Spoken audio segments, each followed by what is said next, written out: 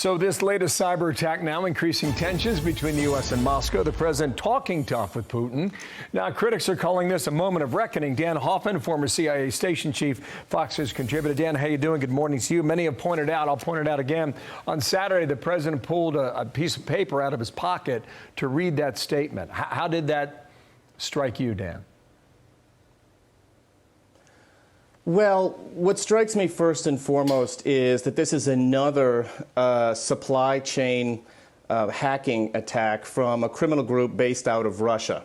And this serves Vladimir Putin's interests because it's damaging our economy. It's negatively impacting the brand and the financial stability of a key IT company in our country, and really degrading our trust in cyberspace on which our commercial success so much relies. Make no mistake, Vladimir Putin, whose formative experiences was in the KGB and serving as director of the Russian Federal Security Service, their ruthless internal security police, he extorts his adversaries. He doesn't conduct diplomacy with them. And we need a strong response. The President of the United States, in my view at least, needs to warn Vladimir Putin that if Russia doesn't take action, and mark my words, they won't, then we will do so on Russian territory, just like we do with countries that are unable or unwilling to deal with terrorists in their own countries, and we need to take that upon ourselves, take that task upon ourselves and deal with those terrorists. How do you prove the Kremlin did it? Or do you need to, Dan?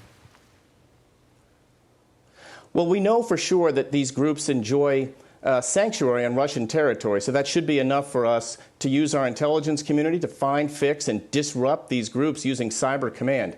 What is out there as yet unproven is whether the Kremlin might have knowledge, specific knowledge of these attacks, which again would be in Vladimir Putin's interests, or whether the Kremlin enabled the attack in some way by providing intelligence to this group that made their attack more effective, or whether the Kremlin even ordered the attack themselves. So those are unknowns that we need to try to collect intelligence on. But make no mistake, this gives Vladimir Putin a lot of leverage.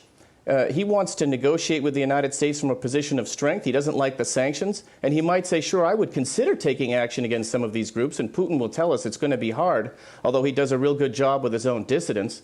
But in return, Vladimir Putin's going to ask for sanctions relief and other things from our country that we may not be interested in giving up. Yeah. Dan, one of the big messages apparently in Geneva was for him to stop this. Does this show that Geneva failed? Well, I think this attack was well underway before Geneva. These sorts of attacks require a lot of surveillance, and the malware was probably injected into this operating system well even before Geneva. It's just that it was activated now. I don't know that I think it would be probably too early to judge whether Geneva is a failure, but for me, Geneva was just a starting point of ongoing discussions. And again, if we don't show Russia that we have the capability to inflict harm on these cyber hacking groups, not to mention Russia's intelligence services like the SVR, which mounted the SolarWinds attack, then we really have no room for diplomacy whatsoever. We need to show that we have the capability and the will to respond forcefully. Great analysis. Thank you, Dan Hoffman, for coming in today. Thanks.